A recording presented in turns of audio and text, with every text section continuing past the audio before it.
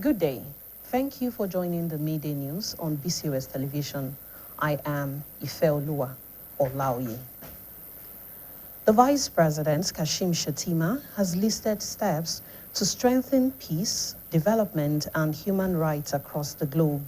Speaking at the general debate of the 80th session of the United Nations General Assembly in New York, he said that to achieve peace and development, Nigeria must have a permanent seat at the UN Security Council. This should take place as part of a wider process of institutional reform. He also harps on the need for urgent action to promote sovereign debt relief and access to trade and financing. Vice President Kashim Shettima added that countries that host minerals must benefit from those minerals. The federal government has announced a nationwide enforcement of the national policy for the Nigerian Education Repository and Data Bank concerning academic credential verification. According to a circular issued by the Secretary to the Government of the Federation, Senator George Akume, all ministries, departments, agencies, and higher institutions in Nigeria must implement a structured verification process for the academic credentials of all current and prospective staff. This process is to be conducted through the National Credential Verification Service, NCVS, under the NERD program. Akume emphasized that no appointment will be confirmed without NCVS clearance, affirming the authenticity of academic qualifications presented. This enforcement will commence on October 6, 2025. Ibadan remains vital to the economic, political, social, educational, and cultural transformations that the Black race has continued to experience. A renowned historian and Bobakbito of Ibadan land, Professor Toyin Falola, stated this while delivering the maiden Ibadan coronation lecture in honor of the Olubadan designate Oba Rashidi Adewolu Ladoja. Staff reporter Adebayo Abdurrafil attended the lecture held in Ibadan and files in the details. The first Olubadan coronation lecture, which was held in honor of Oba Rashidi Adewolu Ladoja as the 44th Olubadan of Ibadan land, attracted dignitaries from all walks of life. Delivering the lecture titled Ibadan in History, Issues in Tradition and Modernity, renowned historian and Bobakbito of Ibadan land, Professor Toyin Falola, disclosed that Ibadan had continued to be relevant in the political, economic, and cultural dynamism of the Black race. He pointed out that it is a fallacy to continue to say that the people of Ibadan only trade in meat, as many outstanding professionals of Ibadan descent have emerged and continue making wave in all spheres of human endeavors. Professor Falola stressed that because of the hospitality of the people, Ibadan housed citizens from over 150 countries of the world, while several non-indigenous have been made famous through their encounters with Ibadan. Ibadan has been the center of a global economy for a long time. Remember, in the 19th century, it was a center of palm oil production, and that palm oil was being sold to Europe. It has always been the center of Atlantic economy and later on of global economy. So it has never been an insular economy. In a welcome remark, the chairman of the Olubadan Coronation Planning Committee, Chief Bayo Oyero, pointed out that the new Olubadan is coming to office with a lot of transformational ideas that will not only project the city, but also ensure that all negative perspectives about the people are corrected for good. Before his time to ascend the throne, he has an agenda of what he wants to do before he becomes Olubadan. If, by the grace of God, he spends 10 years and more, he will transform Ibadan. He has discussed a lot of his items on his agenda with me. He's going to galvanize every Ibadan individual at every level to contribute to the progress of Ibadan. In a goodwill message, the Vice Chancellor, University of Ibadan, Professor Kayode Adebowale, who himself an indigene of Ibadan land, noted that Ibadan 4BS have benefited several generations with their hospitality that led to the establishment and thriving of University of Ibadan. We see ourselves not just as tenants within this city, but active custodians of its intellectual and cultural memory. Delivering a keynote address, the chairman, Coronation Lecture Subcommittee, Professor Amidu Sani, stated that the lecture is a way of clearing the air on hitherto unknown or poorly known facts on the evolution of Ibadan land as a power hub in all spheres of the communal life of a megapolis, which some people naively called Layipo. Some of the guests, including Magaji Kamaldeen Adeboyegiwa and Bale Kasali Ogunriola, in separate interviews, said the Olubadan designate has demonstrated an uncommon flair for tradition, and this reign is expected to favor Ibadan and its people. A singularly qualified person, due to his experience, his wealth of experience, having been a senator, having been a governor, having been a very, very successful businessman and a politician. So the network, the skill, the experience, the knowledge that he can bring to the job is a thing of great joy for Ibadan land. Imperial Majesty of Barajidi Ladoja is a real gem. You can say it's a blessing to Ibadan land, to also to Nigeria in general. As being an advocate of due process and transparency, and I believe that kind of people is the one that can lead Ibadan to its expected glory. High point of the event was the presentation of award plaque to the guest lecturer in recognition of his contribution to the development and progress of Ibadan land. Adebayo Abdurrafi, BCOS News. Ensuring that staple foods remain within reach is not just a comfort, but a lifeline for social stability and economic well-being. It was against this backdrop that sellers and buyers in Ibadan markets expressed joy over the recent reduction in the prices of tomatoes, peppers, and other perishable goods. BCOS reporter Damlola Daudu, who visited Bodija Market to survey the prices of perishable goods, brings us the details. With the rainy season boosting harvests across farming communities, the prices of tomato, pepper, and other perishables are finally easing in major markets. A market survey in Ibadan shows that both traders and buyers are breathing a sigh of relief, crediting the seasonal abundance for the welcome drop in food costs, with many traders and buyers attributing the drop to the ongoing rainy season. During the market survey, sellers reveals that a basket of tomato, which recently sold for between 8,000 to 50,000, now goes for about 30 to 35,000. Likewise, the price of bag of pepper has dropped from 40 to 35,000 to between 23 and 26,000, depending on the size and quality.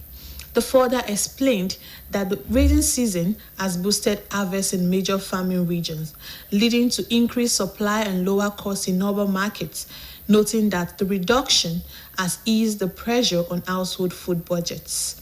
While speaking to BCOS News, some traders at Bodija Market expressed relief, noting that the reduction has allowed them to purchase in larger quantities. We are selling this one 8,000, 10,000 before, but now it's 6,000, 7,000. That's what we are selling. It's because of rain now. Rodo Tiwale. Rodo don't come down now. We are selling to 2,500, 3,000 for pockets now. These baskets now, you can buy it for 4,000, 5,000. These big baskets. So you can even sell and go at how much? 500, 1,000. Even you can see 200 naira on. Àwọn báwo ilé tó wà níbí báyìí à ń tà ní 4,000 5,000 torí pé ó sì cheap fún táláwùsá tó bá dìgbà láwùsá ní ìsìn máa wọ́n jù bẹ́ẹ̀ lọ àsìkò local one la wà yìí pásìkò òjò la wà yìí ọjọ́ olóko sì wà báyìí tó bá di pé àsìkò bá di inú oṣù kejìlá ní ìsìn títí local one bá lọ táláwùsá máa bọ́ ta mí pé ọ̀nà bẹ́ẹ̀ jìn owó mọ́tò tán fi ń gbé wá ló ń jẹ́ kó ná wọn. This market we are selling now is about our price. Our price is not fixing at any time. You can fix price. It can rise up and rise down. It's because of the rates You know, this time now, we are in rainy season now, Abi. You can benefit of rainy season. That is the reason why. Tomato oríṣiríṣi. Tomato kan wà olóko ni. Tomato kan wà royal. Tomato kan wà aláwùsá. Aláwùsá ń sìn ó di next month. Ó tó máa dé. Wọ́n tá ń sìn royal ló ṣì dájú. Bọ́kẹ̀tì ẹ̀ 6,000. Ó ti wálẹ̀ tẹ́lẹ̀ à ń ta 8, à ń ta 7. But tiwa tó wà bọ́kẹ̀tì ẹ̀ 3,000. Similarly, some of the buyers said the reduction has allowed families to cook more freely without having to cut down on portions. Àìsí ti tẹ́lẹ̀ wọ́n pọ̀, àmọ́ ti wá dẹjú díẹ̀ ní ìsìn. Ata ti dẹjú, tòmátì ti dẹjú. Tàtàṣé náà ti dẹjú, gbogbo ẹ̀ náà ló ti dẹjú. Torí òjò nígbà tí àkókò òjò la wà yìí ló jẹ́ kó rí bẹ́ẹ̀. Àkókò òjò la wà yìí. Nígbà epo ti ń dínwó, àpapọ̀ náà ló jẹ́ agbánu ókè tẹ́lẹ̀. Nígbà epo ti ń dínwó díẹ̀díẹ̀, ọjà náà ti ń dínwó. Àwa náà lè ń lè ọ̀pọ̀ fáwọn èèyàn, wà ní lè ń lè ọ̀wọ̀n. Despite the welcome change, traders warn that prices may rise again when the rain subside, urging the government to support storage and preservation facilities that can stabilize food availability throughout the year. Damilola Daudu, BCOS News. You can watch us on GoTV channel 134 and channel 113 on Star Times. Now, before I go, dumping of waste in the waterways aids flooding. Avoid disaster. That ends the media news. Thank you for joining. Good afternoon.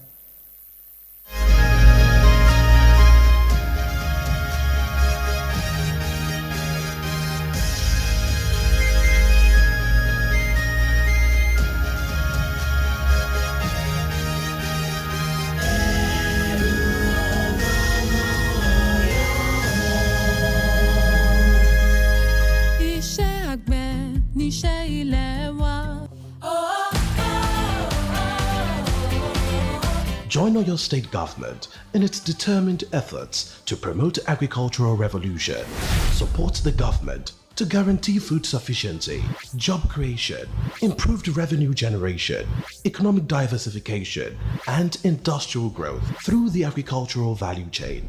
Let's go back to the land, cultivate the land, plant food crops, fruits and vegetables, engage in livestock farming, embrace the agricultural value chain through agro-business practices. Let's help ourselves to guarantee food security, arrest inflation, and reduce cost of living. Together, it is possible. Powered by BCOS.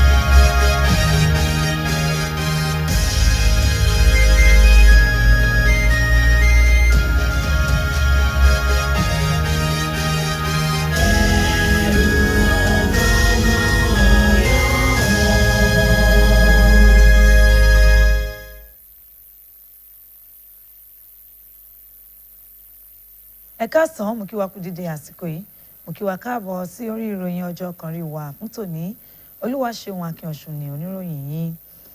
Igbákejì ààrẹ ilẹ̀ yìí Kashim Shettima ti ṣe àlàyé àwọn ọ̀nà tí àlàáfíà fi lè gbàjọba tí ìlọsíwájú yóò sì tún bá àwọn orílẹ̀-èdè àgbáyé. Ó sọ̀rọ̀ yìí níbi ìpàdé àpérò àjọ ìṣọ̀kan àgbáyé 100 irú ẹ̀ tó wáyé ní New York. Ó jẹ́ kó di mímọ̀ wípé kí àlàáfíà tó lè jọba àti kí ìlọsíwájú tá a nílò tó lè wáyé, orílẹ̀-èdè wa Nàìjíríà gbọ́dọ̀ ní ibùjókòó tó yẹ nínú ìgbìmọ̀ aláàbò àjọ ìṣọ̀kan àgbáyé UN. Igbákejì ààrẹ Kashim Shettima fi kún ọ̀rọ̀ rẹ̀ wípé àwọn orílẹ̀-èdè tó ní nǹkan àmúṣọrọ̀ ló yẹ kí wọ́n máa jẹ àǹfààní rẹ̀ jùlọ. Ìjọba àpapọ̀ ti kéde iṣẹ́ ṣíṣe àgbékalẹ̀ ìlànà tí wọ́n fi máa tẹ̀lé àwọn àtúntò tó bá ẹ̀ka ètò ẹ̀kọ́ ilẹ̀ yìí. Àtẹ̀jáde tí akọ̀wé ìjọba orílẹ̀-èdè yìí Sẹ́nẹ́tọ̀ George Akume fi síta fìdí ẹ̀ múlẹ̀ wípé gbogbo ẹ̀ka kọ̀ọ̀kan iléeṣẹ́ lájọ̀lájọ̀ àtàwọn ilé ẹ̀kọ́ gíga ilẹ̀ yìí gbọ́dọ̀ ṣe àgbékalẹ̀ ìlànà tí wọ́n máa gbà ṣe àyẹ̀wò ìwé ẹ̀rí àwọn òṣìṣẹ́ wọn. Àjọ tó ń rí sí ṣíṣe àyẹ̀wò ìwé ẹ̀rí lábẹ́ àjọ NAD ni yóò máa darí ètò náà. Sẹ́nẹ́tọ̀ Akume tẹnumọ́ pé kò sí ẹni tí wọ́n ó gbà sí iṣẹ́ báyìí láì jẹ́ pé wọ́n kọ́kọ́ yẹ ìwé ẹ̀rí rẹ̀ wò ná. Láfikún pé àkọsílẹ̀ àyẹ̀wò tí wọ́n bá ṣe sí ìwé ẹ̀rí rú ẹni bẹ́ẹ̀ gbọ́dọ̀ ní nọ́mbà tí wọ́n fi ṣe àyẹ̀wò náà àti kóòdù tó yẹ níbẹ̀. Lọ́jọ́ 6 oṣù kẹwàá ọdún yìí sì ni ètò náà yóò gbéra sọ. Ìlú Ìbàdàn jẹ́ ibi tó ṣe pàtàkì sí ètò ọrọ̀ ajé, òṣèlú, ìgbáyégbádùn ètò ẹ̀kọ́ àti àṣà, èyí tí ìran dúdú ti ní ìrírí rẹ̀ láti ìgbà yìí wá. Onímọ̀ nípa ìtàn tó tún jẹ́ bọ́ba pìtàn ilẹ̀ Ìbàdàn ọ̀jọ̀gbọ́n Tóyìn Fálọlá ló sọ̀rọ̀ yìí lásìkò tó ń ṣe àgbékalẹ̀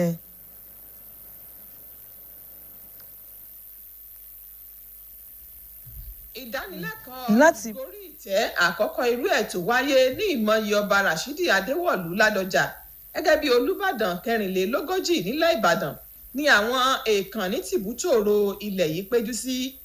Nínú àgbékalẹ̀ ìdánilẹ́kọ̀ọ́ ọ̀hún tí àkòrí rẹ̀ jẹ́ àwọn ohun tó rọ̀ mọ́ àṣà àti ọ̀rọ̀ ìgbàlódé, gbajúgbajà onímọ̀ nípa ìtàn títún ṣe bọ́ba pìtàn ilẹ̀ Ìbàdàn ọ̀jọ̀gbọ́n Tóyìn Fálọlá jẹ́ kó di mímọ̀ pé ilẹ̀ Ìbàdàn kò ṣeé fọwọ́ rọ́ sẹ́yìn tí a bá ń sọ̀rọ̀ nípa òṣèlú, ètò ọrọ̀ ajé àti àṣà nílẹ̀ adúláwọ̀. Ó ní ọ̀rọ̀ àsọjẹ gbáà ni tí àwọn kan bá ń sọ pé òwú ẹran la mọ Ìbàdàn mọ́. Ó sọ yanya pé àìmọye àwọn akọ́ṣẹ́mọṣẹ́ tó tàtayọ ọmọ Ìbàdàn ló ń mìlú títì yíká àwùjọ àgbáyé.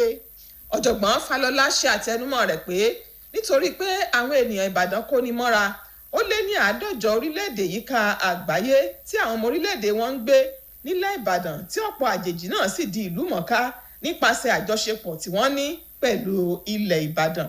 Báwo àwọn ilẹ̀ Yorùbá, Ìbàdàn wà lára tí ó jẹ́ kí a máa sọ pé òṣèlú ilẹ̀ Yorùbá rèé. Kò sí olóṣèlú tẹ́ dárúkọ, ìbá Awólọ́wọ̀, ìbá Síkúwé, tí wọ́n ní ṣe pẹ̀lú Ìbàdàn àti bí ìgbéga wọn ṣe wá tí ò ní ṣe pẹ̀lú Ìbàdàn. Tí ẹ bá dẹ̀ tún wò ó nínú ètò bí a ṣe ń ṣèjọba, ẹ lè yọ Ìbàdàn kúrò ńbẹ̀. Tí a bá tún wò ó lórí ọ̀rọ̀ ajé. Nínú ọ̀rọ̀ ìkíni káàbọ̀ rẹ̀, alága ìgbìmọ̀ tó ṣètò ìgbàdé Olúbàdàn Olóyè Báyọ̀ Oyèrò sọ pé Olúbàdàn tuntun ń bọ̀ pẹ̀lú ọ̀kan òjọ̀kan àwọn ètò èyí tí yóò mú àyípadà dé bá ìlú Ìbàdàn, bẹ́ẹ̀ sì ni yóò tún ṣe àtúnṣe àwọn èrò òdì tí àwọn kan ní nípa àwọn ènìyàn ìlú Ìbàdàn. tó wá ń bọ̀ yìí Ládọjà tá a bá fi mọ́ sẹ́nétọ̀ tá a fi mọ́ gómìnà ṣe rí i pé nǹkan kì í ṣẹ̀ṣẹ̀ ìràgó so gbogbo wọn yẹ kún ara tí Ìbàdàn fi dìde àti ìrètí Ìbàdàn pé ọba Ládọjà yóò ṣe bẹ̀bẹ̀ fún lù. Ọ̀gá àgbà ilé ẹ̀kọ́ gíga fásitì Ìbàdàn ọ̀jọ̀gbọ́n Káyọ̀dé Adébọ̀wálé tí òun náà jẹ́ ọmọ bíbí ìlú Ìbàdàn sọ pé àwọn tó tẹ ilẹ̀ Ìbàdàn dó nípasẹ̀ ẹ̀mí ìkónimọ́ra tí wọ́n ní ṣe àǹfààní mọ́nì gbàgbé fún ọ̀pọ̀ ìran èyí tó bí ìdásílẹ̀ àti títà tayọ fásitì Ìbàdàn. Alága ìgbìmọ̀ tó ṣètò ìdánilẹ́kọ̀ọ́ náà ọ̀jọ̀gbọ́n Hamidu Sanni sọ pé ìdánilẹ́kọ̀ọ́ yìí ló jẹ́ ọ̀nà láti ṣe àlàyé wẹ́lẹ́wẹ́lẹ́ ohun gbogbo tí kò jọ ara wọn tí wọ́n ń fi ìlú Ìbàdàn wé èyí táwọn kan ń pè ní láyípo. Díẹ̀ lára àwọn tó péjú síbẹ̀ nínú èyí tí a ti rí Mọ́gàjí Kamaldeen Adébóyègíwá àti Baálẹ̀ Kàsálí Ògúnrìnọlá nínú ọ̀rọ̀ ọ̀tọ̀ọ̀tọ̀ tí wọ́n sọ pé ọba Olúbàdàn tí yóò bọ́ sórí àpèrè ti ṣe àfihàn ìfẹ́ aláìlẹ́gbẹ́ tó ní fún àṣà tí ìrètí sì wà pé ìgbà rẹ̀ yóò tu ilẹ̀ Ìbàdàn àti àwọn ènìyàn ilẹ̀ Ìbàdàn lára. Àfojúsùn wa ni pé ìgbà wọn ó máa wà very successful fún gbogbo Ìbàdàn. A rí àlàáfíà, a rí ìtẹ̀síwájú fún ní gbogbo ìlú Ìbàdàn. Kábíyèsí ọba Rasheed Ládọjà àti kékeré ni ti ń ṣe nǹkan ńlá tó wọ́n ti mọ̀ pé ààyè látàwọn ń lọ iṣẹ́ náà làwọn fẹ́ lọ síbẹ̀ lọ́run fi ní kí wọ́n jẹ́ ní tí wọ́n ṣe nǹkan ńlá wọ́n ti gbìyànjú láwọn ààyè tí wọ́n ti wà rí tí wọ́n ti ṣe gbogbo yẹ̀yà mẹ́fà pàápàá lórí wa ṣe gómìnà ni àyè sínétọ̀ ni àjẹ bí àjẹ oníṣòwò ni ibi tí wọ́n wà wọ́n ti mọ̀ pé àwọn ń bọ̀ wọ́n ti kọ gbogbo ẹ̀ lẹ̀ báwọn ó ṣe ń bàdàn gòkè yàtọ̀ tí bó ṣe ń bọ̀ tẹ́lẹ̀tẹ́lẹ̀ sí. Lára ohun tí ó wáyé níbẹ̀ ni fífún olùdánilẹ́kọ̀ọ́ ní àmì ẹ̀yẹ ní ìmọrírì ipa tí ó kó sí ìdàgbàsókè ilẹ̀ Ìbàdàn. Olúfẹ́mi Ọdẹ́kúnlé ló ń ròyìn fún iléeṣẹ́ BCOS. Àwọn òǹtajà àtàwọn oníbàárà nínú ọjà Bódìjà ti ń fi ìdùnnú wọn hàn lórí àdínkù tó bá owó tòmátì ata àtàwọn nǹkan tó lè tètè bàjẹ́. Ìgbésẹ̀ yìí sì ni ọ̀pọ̀ èèyàn sọ pé ó jẹ́ ìbùkún lásìkò òjò yìí kí oúnjẹ já ìrọ̀rùn fún ọmọnìyàn. Kì í ṣe ìtùnú nìkan, ó tún ṣe àfihàn ìgbé ayé àlàáfíà àti ètò ọrọ̀ ajé tó dúró re. Akọ̀ròyìn iléeṣẹ́ wa BCOS Dámilọ́lá Dáúdù ṣe àbẹ̀wò sí ọjà Bódìjà láti ṣe àgbéyẹ̀wò iye owó àwọn nǹkan tí ẹnu ń jẹ. Ìròyìn tó ń bọ̀ nìyí lẹ́nu Títí Lọ́pẹ́ Bóyèdé. Bí àkókò òjò tá a wà yìí ṣe ń mú ìkórè yanturu wà láwọn agbègbè tí iṣẹ́ àgbẹ̀ ti gbilẹ̀, iye tí wọ́n ń ta tòmátì ata àtàwọn nǹkan míì tó lè tètè bàjẹ́ ni owó rẹ̀ ti ń já wálẹ̀ tó sì ń rọrùn fún mùtúmùwà. Ìwádìí tí akọ̀ròyìn wa ṣe láwọn ọjà nílùú Ìbàdàn fi hàn pé ọkàn àwọn oníṣòwò àtàwọn oníbàárà ti ń balẹ̀ tí wọ́n sì ń fi ìdùnnú wọn lórí àdínkù tó bá owó ohun tẹnu ń jẹ. Lásìkò àbẹ̀wò yìí àwọn òǹtajà ṣíṣọ lójú ẹ̀ pé apẹ̀rẹ̀ tòmátì tí wọ́n ń tà láàrin ₹1,180 àti ₹1,150 láìpẹ́ yìí ti já wálẹ̀ sí ₹1,30 sí ₹45. Bákan náà iye tí wọ́n ń ta àpò ata tẹ́lẹ̀ ní ₹140 sí ₹45, àmọ́ tó ti já wálẹ̀ sí ₹23 àti ₹26. Níwọ̀n bí ó bá ṣe pọ̀ sí tàbí bó ṣe tóbi sí, àwọn òǹtajà náà ṣàlàyé pé àsìkò òjò wẹ́líwẹ́lí yìí ló mú kí ìkórè pọ̀ lọ́pọ̀ yanturu láwọn ẹkùn tí wọ́n ti mú iṣẹ́ àgbẹ̀ lọ́kùnkúndùn, èyí tó mú kí oúnjẹ sùn wá bọ̀ láwọn ọjà ńláńlá tówó rẹ̀ kò sì ga jara lọ. Wọ́n wòye pé àdínkù tó bá iye tí wọ́n ń ta ohun tẹ́nu ń jẹ yìí ti jẹ́ kí nǹkan di ìrọ̀rùn fáwọn òbí nínú ilé tí ètò ìṣúná wọn fún ríra oúnjẹ sì ti di ìrọ̀rùn báyìí. Nígbà tí wọ́n bá ikọ̀ ìròyìn iléeṣẹ́ wa sọ̀rọ̀, díẹ̀ lára àwọn òǹtajà lọ́jà Bódìjà fi ìdùnnú wọn. Wọ́n sọ pé àdínkù tó bá owó ọjà yìí ti mú kí wọ́n lè ra ọjà sórí igbá dáadáa. Eléyìí ₹7,000 tòmátò róyà ni o, kò kí ń ṣe olómi o. Tẹ́lẹ̀tẹ́lẹ̀ ó ti wálẹ̀ náà ń ta 8,000 ń ta 10,000. Òjò ní nàmọ̀ òjò tí ń dé, eléyìí ti ń lọ, aláwùsá ti fẹ́ wọlé. No, ẹlẹ́rọ̀ 200 délé o, 500 lẹ́lẹ́ rí. Àwọn oníṣọ̀rọ̀ṣọ̀rọ̀ bí irú yẹn tó wà nù apẹ̀rẹ̀ yẹn lẹ́lẹ́rọ̀ ní 200. Ẹ mọ̀ pé eléyìí tòmátò kìí ṣàwà là ń gbìn, ẹ mọ̀ pé tòmátò Haúsá ni. Àròdó ja wèrè gan, ó ti ja wèrè gan bó ṣe wà yìí. Kódà ẹ̀rọ òun àṣọ gan bó ṣe wáyé máa rówó àṣọ Ọlọ́run àkílódé mú ìdí ẹ̀ létà fún yín máa fún yín ni. Báwa nìyí 4,000 lélẹ̀ eléyìí 4-5 òun náà ti wálẹ̀ àti ta 18 àti ta 20,000 ó ti wálẹ̀ nù ọjà aláwùsá ti fẹ́ wọlé tó bá yàgò ó sì máa di bí 2-5 lágbára ọlọ́ ìmọ̀káwà kọ́ là ń gbìn wà á ṣàdúrà náà ni pé kó wálẹ̀ ọlọ́mọdé ó mọ̀lé mọ́ wa torí tó bá lè mọ́ wa náà wà náà fowó ra láìsí. àsìkò olóko la wà yìí àtòkù Ọ̀yọ́ làwa ti ń gbé wa àwọn báwo eléyìí tó wà ń bí báyìí à ń tà ní 4,000 5,000 torí pé ó sì chíìpù jù táláwùsá tó bá dìgbà aláwùsá ní ìsìn wọn máa wọ́n jù bẹ́ẹ̀ lọ àsìkò olóko àwọn la wà yìí pásìkò òjò la wà yìí ọjọ́ olóko sì wà báyìí tó bá di pé àsìkò bá di inú oṣù kejìlá ní ìsìn títí lóka wọn bá lọ taláwùsá máa bọ́ ta mí pé ọ̀nà bẹ́ẹ̀jì owó mọ́tò tán fi ń gbé wá ló ń jẹ́ kó náà wọ́n. tẹ́rí price àtàwọn nísìnyí báyìí ó ń lọ òkè ó ń lọ sílẹ̀ ni kò sẹ́nìkan tó mọ nǹkan tó máa ṣẹlẹ̀ pẹ̀lú ọjà bọ̀ ọjà tá à ń tà lásìkò ṣe yìí gbogbo alamọ̀ pé ojú òun rọ àsìkò olóko làwà báyìí ó ń kálukú ló ń jẹ́ fà olóko báyìí. tòmátò kórìsìrìsì tòmátò kan wà olóko ni tòmátò kan wà róyà tòmátò kan wà aláwùsá ń sìn ó di next month ó tó máa dé wọ́n tá ń sìn róyà ló sì dájú bọ́kẹ́tì ẹ̀ 6,000 ó ti wálẹ̀ tẹ́lẹ̀ à ń ta 8 à ń ta 7 bọ̀ tiwantiwa tó wà bọ́kẹ́tì ẹ̀ 3,000. bákan náà díẹ̀ lára àwọn oníbàárà sọ pé àdínkù tó bá owó ọjà yìí ti jẹ́ káwọn ìdílé lè ṣe oúnjẹ lájẹyó àti àjẹṣẹ́kù. láìsí ti tẹ́lẹ̀ wọ́n pọ̀ àmọ́ ti wá dẹjú díẹ̀ ní ìsìn ata ti dẹjú tòmátì ti dẹjú tàtàṣe náà ti dẹjú gbogbo ẹ̀ náà ló ti dẹjú torí òjò nígbà tí àkókò òjò la wà yìí ló jẹ́ kó rí bẹ́ẹ̀ àkókò òjò la wà yìí. nígbà èkó ti ń dínwó àpapọ̀ náà ló jẹ́ agbánu ókè tẹ́lẹ̀ nígbà èkó ti ń dínwó díẹ̀díẹ̀ ọjà náà ti ń dínwó àwa náà lè ń lè ọ̀pọ̀ fáwọn èèyàn àní lè ń lè ọ̀wọ̀n. bó tilẹ̀ jẹ́ pé àyípadà ti wà báyìí àwọn òǹtajà tún ṣèkìlọ̀ pé ó ṣeé ṣe o kí owó ohun tẹ́nu ń jẹ kó tún lọ sókè bí àsìkò òjò bá parí wọ́n wá gba ìjọba nímọ̀ràn láti gbárùkù ti kíkó oúnjẹ pamọ́ kí ohun tẹ́nu ń jẹ kó lè máa wà yípo ọdún. Títí Lọ́pẹ́ Bóyèdé ló ròyìn fún iléeṣẹ́ BCOS.